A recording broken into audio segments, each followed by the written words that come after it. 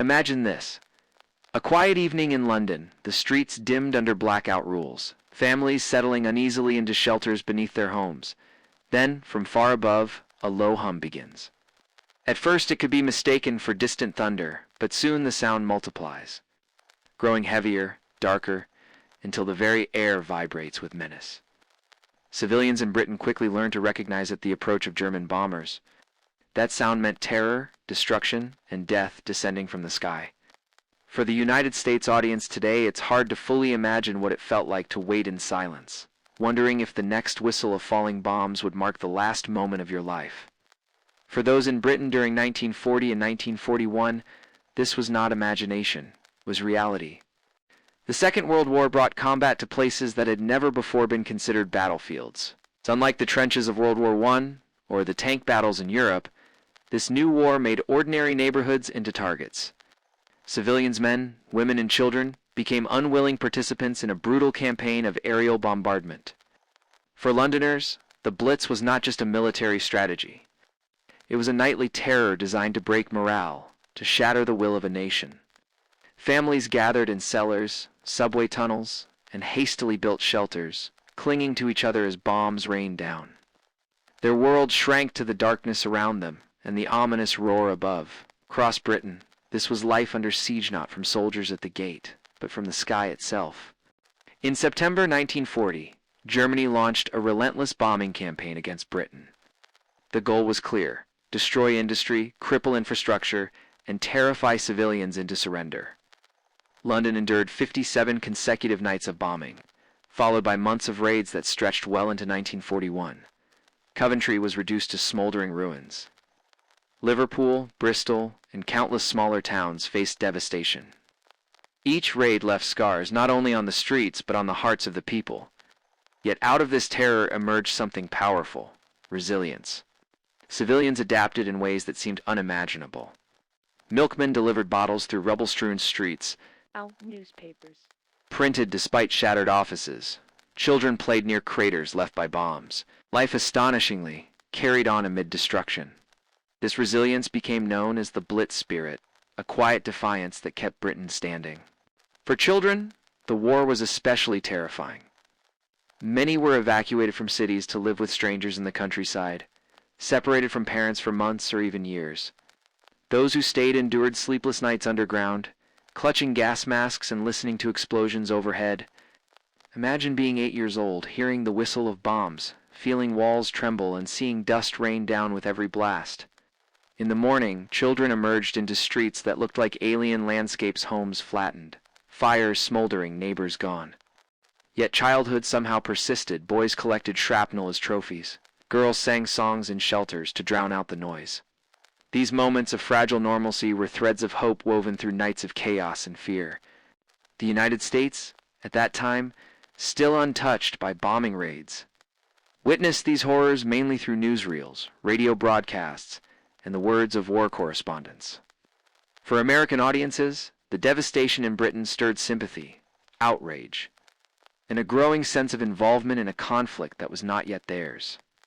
President Roosevelt's speeches echoed with the urgency of Britain's struggle, framing it as the front line of a global fight for freedom. Across the Atlantic, civilians donated supplies, raised funds, and sent aid. The bond between Britain and America was strengthened not just by politics, but by human empathy for those enduring nights when the sky fell. For the UK, those bonds of solidarity became lifelines of hope. For those who lived through it, every night was a test of nerves. Families climbed down into Anderson shelters, dug into back gardens, or huddled under Morrison shelters wedged inside living rooms. Others packed into the London Underground, turning platforms into crowded dormitories where children slept on blankets beside strangers. The smell of damp concrete, the sound of muffled crying, and the echo of footsteps became part of their nightly routine. Above ground, wardens patrolled deserted streets, scanning the sky for parachute flares and guiding people to safety. Firefighters braced themselves for the infernos that would follow. Each time a bomb whistled downward, time seemed to freeze. Would it strike nearby or pass beyond? Would morning bring relief for ruin? For civilians, survival was not guaranteed. It depended on chance, on geography, and on sheer luck in a war that turned ordinary homes into battlegrounds. The destruction left by the bombing raids was both immediate and hauntingly long-lasting. Streets that once bustled with life became charred skeletons of brick and steel. Schools lay in ruins, churches smoldered, entire neighborhoods vanished overnight. Survivors picked their way through rubble in the early dawn, searching for loved ones or clutching at what little remained to photograph, a child's toy, a family Bible singed at the edges. Amid the devastation, rescue workers dug frantically with bare hands, pulling the injured from collapsed houses. The emotional toll was unbearable. Mothers wailed in the streets, children cried for missing fathers, and entire communities gathered silently at the craters where homes once stood. Yet somehow, even in the face of so much loss, life had to go on. Buses still ran, factories still produced, and Londoners refused to let fear paralyze them. The resilience was staggering.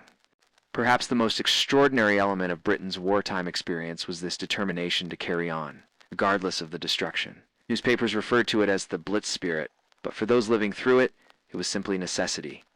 People went to work the morning after raids, brushing dust from their coats as if nothing had happened. Shopkeepers opened businesses with windows blown out, hanging handwritten signs that read, "More open than usual."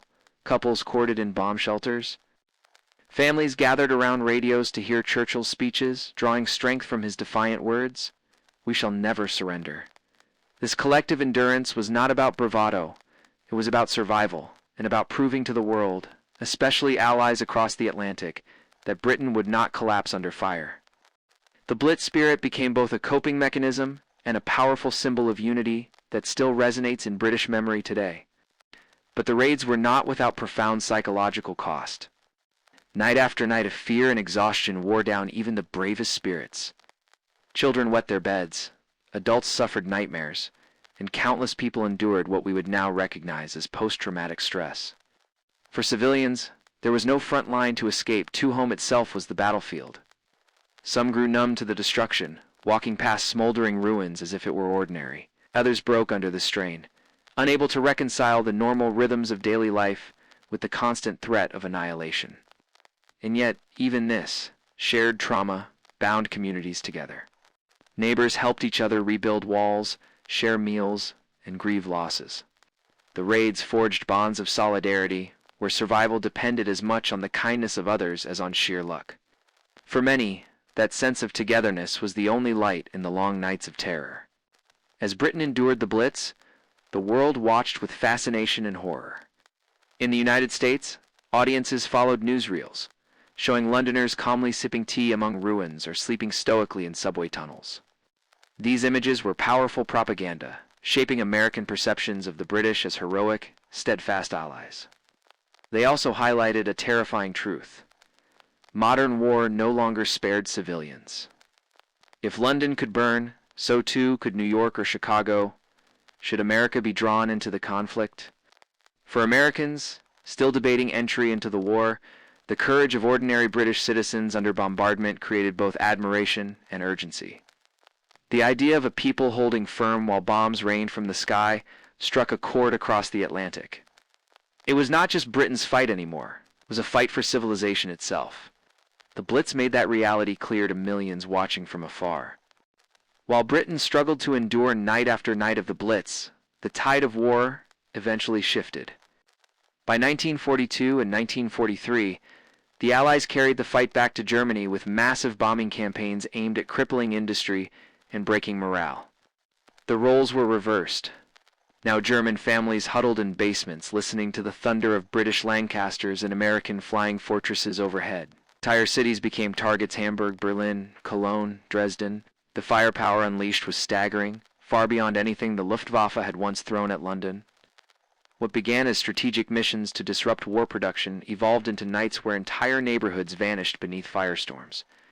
For German civilians, the experience was hauntingly similar to what the British had endured, only now magnified by the scale and intensity of Allied bombing raids. Terror was universal, no matter which side of the front you lived on. Hamburg, in July 1943, became the site of one of the most devastating air raids of the entire war. Allied bombers dropped incendiaries that ignited a firestorm. Unlike anything the world had seen, the flames consumed oxygen, creating hurricane-force winds that sucked people into the inferno. Streets melted, shelters collapsed, and tens of thousands of civilians perished in a matter of hours. Survivors spoke of seeing entire families overcome by heat and smoke, unable to escape the roaring wall of fire. For the Allies, the operation was hailed as a blow against Nazi Germany's war machine. But for the people of Hamburg, it was an apocalypse, leaving a city reduced to ash and memories too painful to recount. It was a chilling reminder that civilians on both sides were caught in the merciless crossfire of modern warfare. Berlin, the heart of Hitler's Reich, endured repeated waves of destruction. As the capital, it was both symbol and target. Night after night, bombs fell on the sprawling city, obliterating factories, railways, and residential districts alike. For Berliners, life was a cycle of waiting for sirens, rushing into shelters, and emerging to landscapes of smoking ruins. Children were sent to the countryside for safety, leaving mothers and fathers to face the danger alone. By 1945, Berlin resembled a ghost city, streets cratered, monuments shattered, its people hardened by years of bombardment. Even as Allied armies closed in on the ground, the bombing from above continued, hammering the capital into submission. Berlin's civilians bore scars that would last generations, both in their city's ruined skyline and in the memories of nights when the world seemed to end overhead. Perhaps no city remains more controversial in the history of wartime bombing than Dresden, known as a cultural jewel, filled with art, music, and historic architecture. Dresden was relatively untouched until February 1945. When the raids finally came, they unleashed devastation of unimaginable scale. Thousands of tons of explosives and incendiaries created a firestorm that engulfed the city center. Civilians, refugees, families, the elderly were trapped as flames consumed the very air. Estimates of the dead vary widely, but tens of thousands were killed in just a few nights. The morality of bombing Dresden has been debated ever since. Is it a military necessity or an act of sheer terror designed to hasten Germany's surrender? For survivors, such questions mattered little. They remembered only the horror of watching their beloved city vanish in a sea of fire and smoke. The experience of civilians in Germany revealed a grim truth. Modern bombing campaigns were not simply about defeating armies. They were about breaking the will of nations. Strategic bombing blurred the line between combatant and civilian.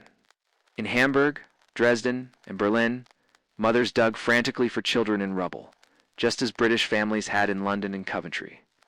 Fathers wept openly in the streets, powerless against forces raining from the sky. For Allied leaders, these raids were framed as necessary steps toward ending the war more quickly. But for the people living beneath the bombs, survival was the only goal. God. Their stories mirrored those told across the Channel, proving that terror from the skies recognized no nationality, no border, and no ideology. It was a shared human nightmare etched into memory. Meanwhile, back in Britain, bombing raids never fully ceased. Even as the war shifted, V-1 flying bombs and V-2 rockets brought new waves of destruction. Unlike traditional bombers, these weapons arrived without warning, pilotless missiles streaking across the sky, striking with terrifying speed. Civilians described the chilling silence after a V-1 engine cut out, knowing it would crash and explode somewhere nearby. The V-2 South were even more horrifying. Supersonic rockets that arrived without sound or siren, detonating before anyone could react. For Londoners, who had already endured years of air raids, these new weapons felt like cruel reminders that the sky would never truly be safe. Oh. Even in the final stages of the war, ordinary people continued to suffer, their cities bearing the relentless scars of aerial warfare.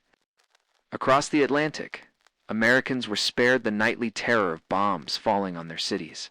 Yet the United States would unleash its own devastating campaigns in the Pacific.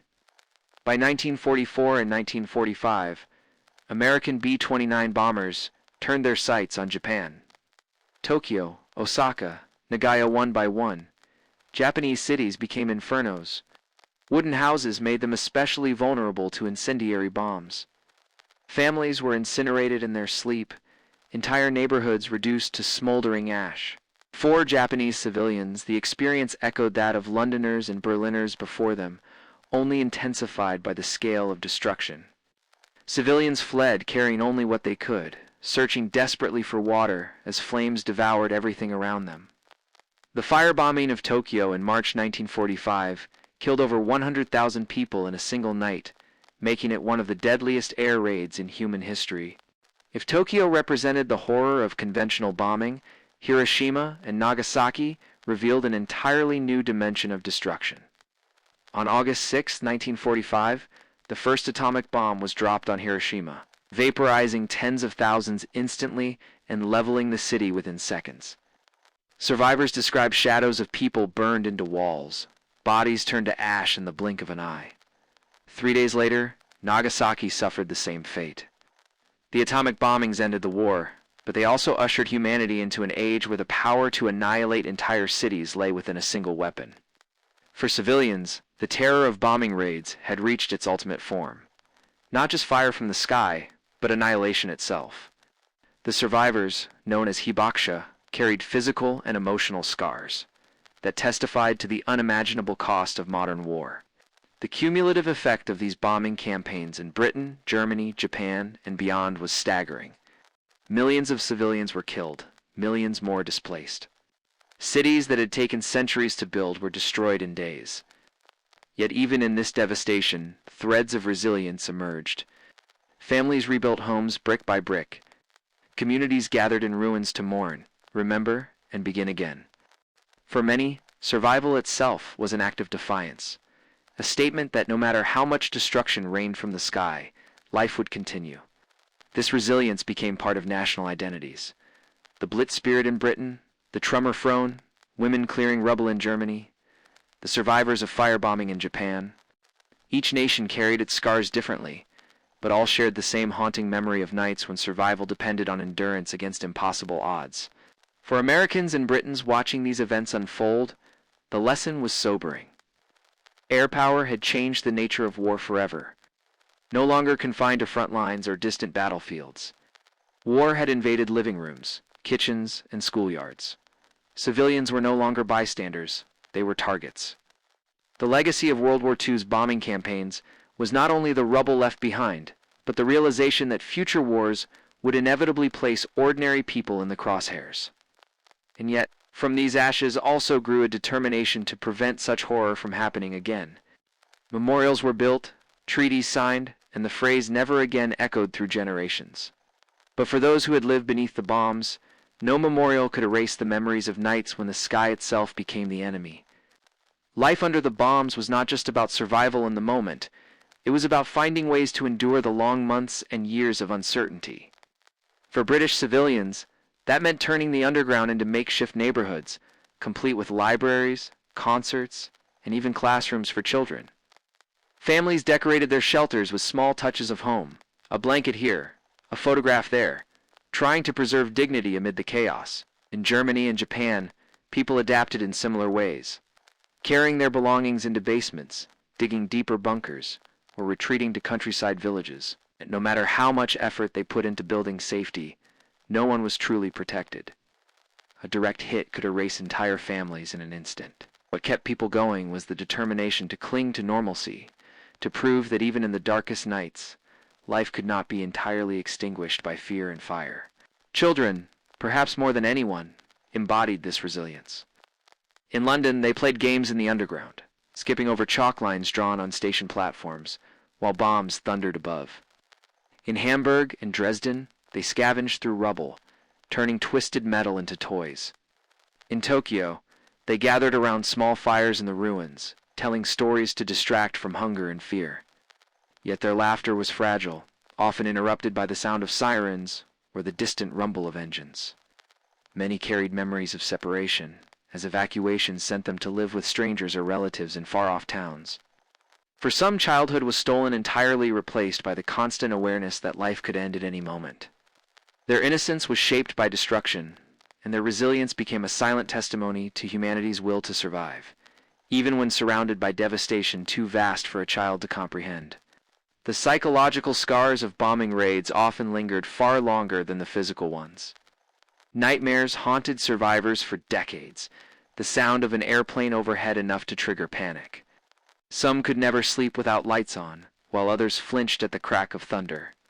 In Britain, the Blitz spirit became celebrated, but behind the rhetoric, many civilians carried deep trauma.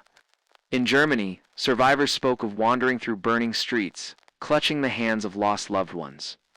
In Japan, Hibakusha lived with both physical wounds and the stigma of being marked by radiation. These shared experiences reveal how bombing raids shaped not only the course of the war, but also the post-war lives of millions. They endured, but the memories of terror were not so easily erased. Even decades later, survivors describe the smell of smoke and the sight of flames as if it had happened yesterday. For communities, the aftermath of raids became a test of solidarity. In London, neighbors emerged from shelters to sweep streets, share tea, and console the grieving. In Germany, women known as Trümmerfrauen, rubble women, became symbols of resilience as they cleared debris, brick by brick, rebuilding their cities with bare hands. In Japan, survivors banded together to erect temporary huts, pooling resources in the face of unimaginable loss. Across all nations, survival was rarely an individual effort. It depended on cooperation, empathy, and the unspoken understanding that everyone had lost something: home, family, or peace of mind. These acts of collective resilience did not erase the destruction, but they planted seeds of recovery. They showed that even when the sky had fallen, communities could rise again, united not by choice but by necessity, determined to reclaim life from the ashes of war. Religious faith also played a vital role in helping civilians cope. In Britain, bombed-out churches often continued to hold services in the open air, surrounded by ruins that became backdrops for prayers of strength. Hymns echoed in shattered sanctuaries, offering hope that God had not abandoned them. In Germany, priests and pastors provided comfort to families who had lost everything. While in Japan, Buddhist temples became places of mourning and meditation for survivors of firebombings and atomic blasts. Faith did not shield people from bombs, but it gave them language for their grief and courage to carry on. For many, the act of gathering in worship was itself an act of defiance against the destruction overhead, was a way to affirm that while bombs could shatter buildings, they could not extinguish the spirit or faith that bound communities together in their darkest hours. Art and creativity also flourished amid the rubble. British writers and poets captured the surreal experience of living under bombardment. Blending tragedy with a determination to remember, painters sketched ruined skylines, transforming devastation into stark, unforgettable images. Musicians played concerts in shelters, bringing brief moments of joy to those huddled underground. In Germany, diaries recorded harrowing nights, preserving the voices of civilians who otherwise might have been forgotten. In Japan, survivors of Hiroshima and Nagasaki painted haunting watercolors of the bombings, ensuring future generations would understand the horror. Creativity became a survival tool, a way of processing trauma and asserting humanity in the face of inhuman destruction. Through these works, the world inherited not only stories of suffering, but also of resilience, proving that even when bombs fell, the human capacity for expression could not be silenced. Another striking aspect of life under bombing raids was the strange sense of routine that developed. Sirens, once terrifying, became part of the daily rhythm. Families knew exactly how many minutes they had to reach shelters. Children could distinguish between the engines of different aircraft by sound alone. Firefighters and wardens developed almost superhuman stamina, responding night after night without rest. In some ways, the extraordinary became ordinary.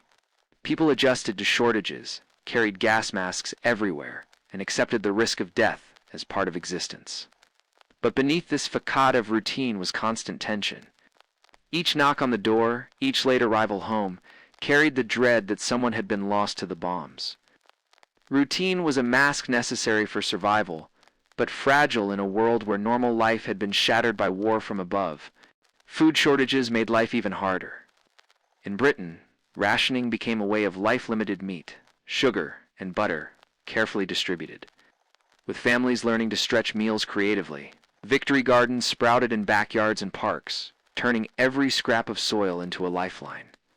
In Germany, rations dwindled to near starvation levels by the war's end, with civilians bartering for scraps or foraging in countryside fields.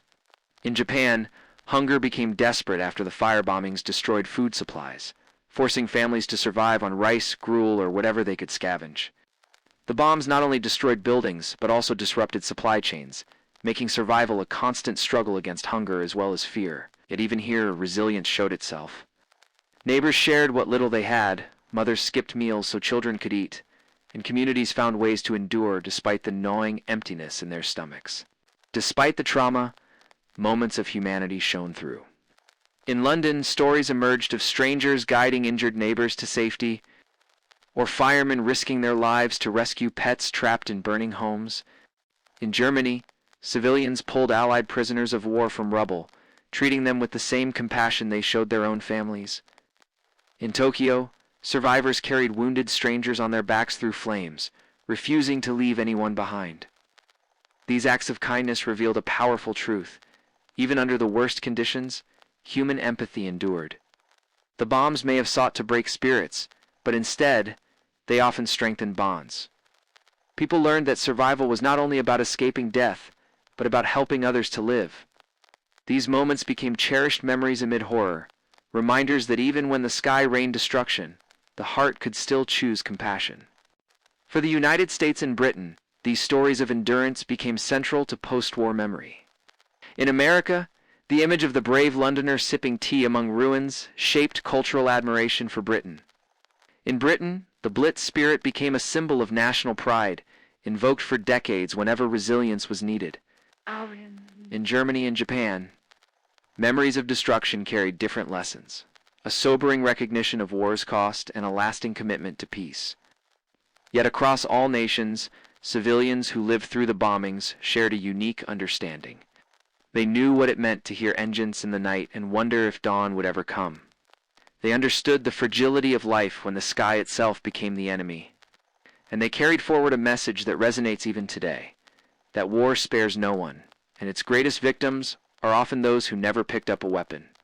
Even as the bombing eased, the scars remained etched across the nation. Children grew up faster than they should have, shaped by nights in shelters and the loss of innocence that came with destruction.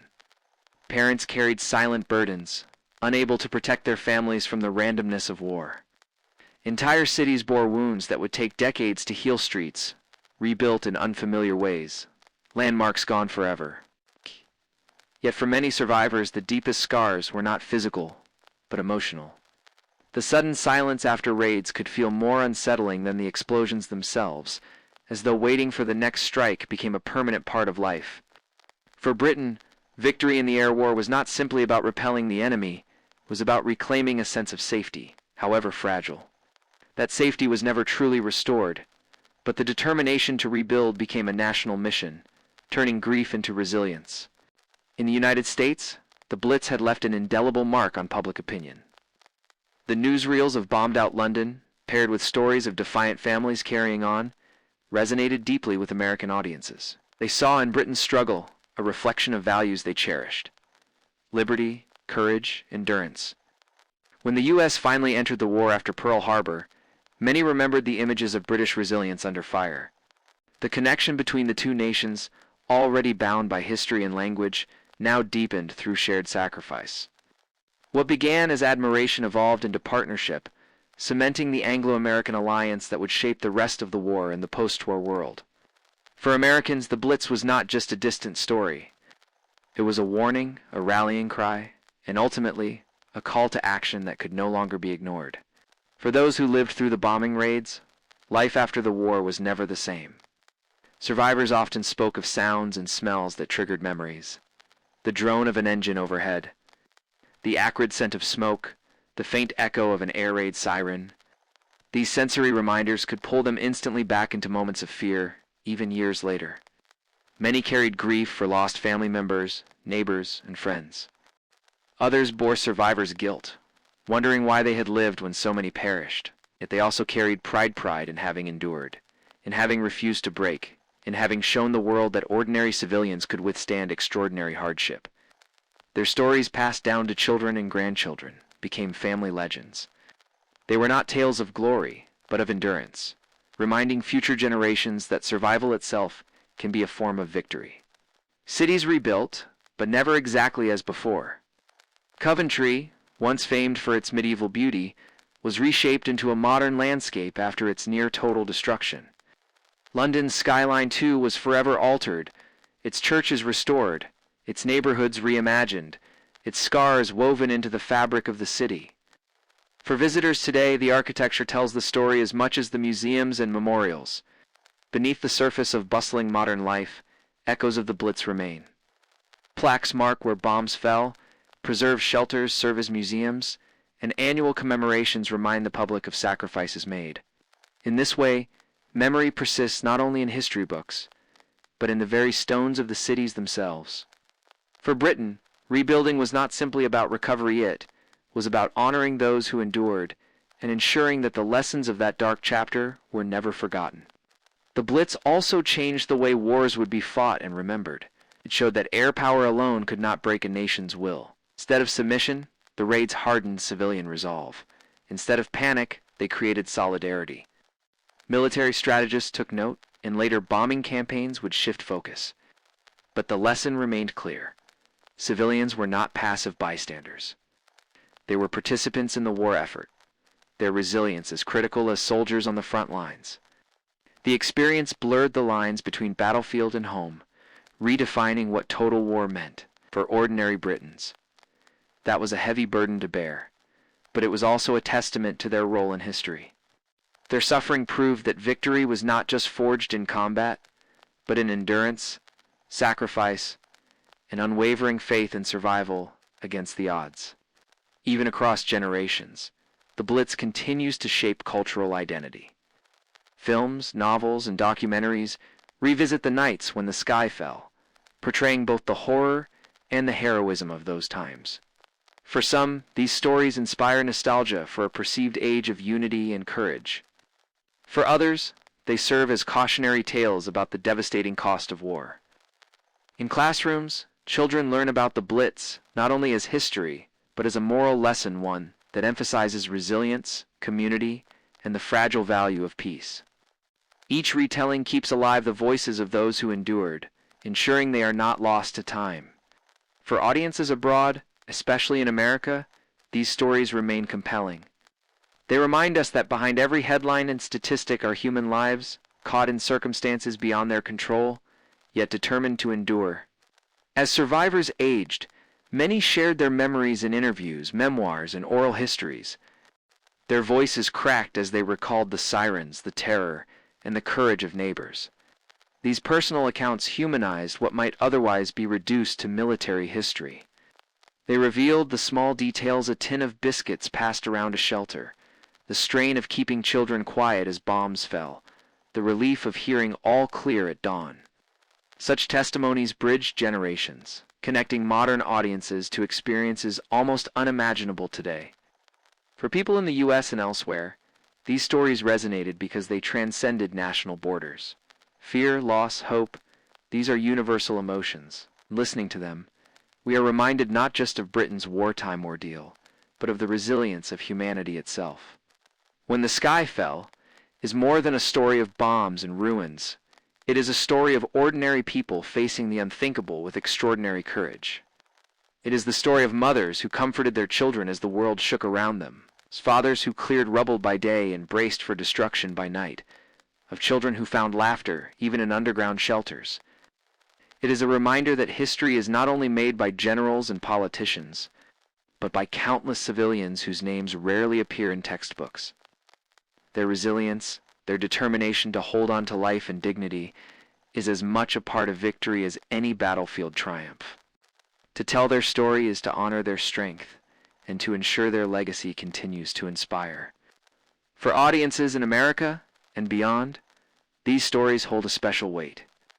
They reveal what it means to live under bombardment, to watch familiar streets vanish, to wonder each night if dawn will come. In a world still scarred by conflict, the Blitz is both a memory and a warning. It shows how fragile peace can be, how quickly ordinary life can be shattered, and how essential it is to protect the values of freedom and humanity. The courage of those who endured reminds us that resilience is possible, even in the darkest nights. It is a lesson as relevant today as it was 8 decades ago. And so when we remember the Blitz, we are not only recalling the bombs, the ruins, or the statistics. We are remembering people, neighbors, families, strangers who stood shoulder to shoulder in the face of unimaginable danger. We are remembering the moments when the sky seemed to fall, and yet humanity held firm.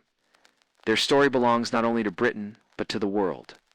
For in their endurance we find hope, In their suffering, we find empathy. In their survival, we find a reminder that even in times when the sky falls, the human spirit can rise. This is the legacy of the Blitz, and it will never be forgotten.